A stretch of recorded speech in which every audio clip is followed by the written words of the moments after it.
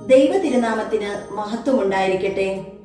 Marian യാത്ര season 3 അഞ്ചാമത്തെ ദിനമായ ഇന്ന് നാം ചിന്തിക്കുന്ന വിഷയം രണ്ട് അമ്മമാരായ പരിശുദ്ധ കന്യകാമറിയവും എലിസബത്തും പരസ്പരം കണ്ടുമുട്ടുന്ന സംഭവമാണ്.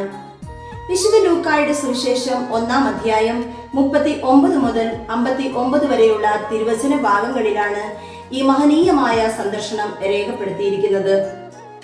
എന്താണ് പ്രിയപ്പെട്ടവരെ, 2025 ഈ ഒക്ടോബർ മാസത്തിൽ നാം ഈ സന്ദർശനത്തിന് കൊടുക്കേണ്ട പ്രാധാന്യം? ഇവരുടെ സന്ദർശനം പരസ്പരം വന്ദനത്തിന്റെ സന്ദേശമായിരുന്നു.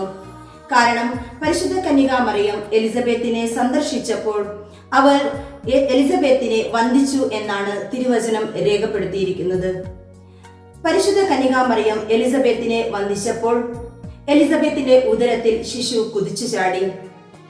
അതുകൊണ്ട് നമ്മുടെ സന്ദർശനങ്ങളും പരസ്പരം ബഹുമാനത്തിന്റെ സന്ദർശനമായിരിക്കണം.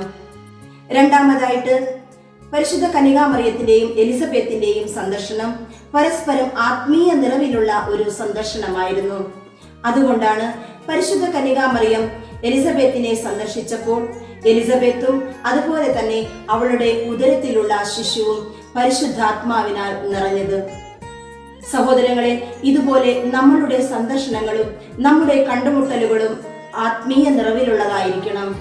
അതിനാൽ നമുക്ക് പ്രാർത്ഥിക്കാം.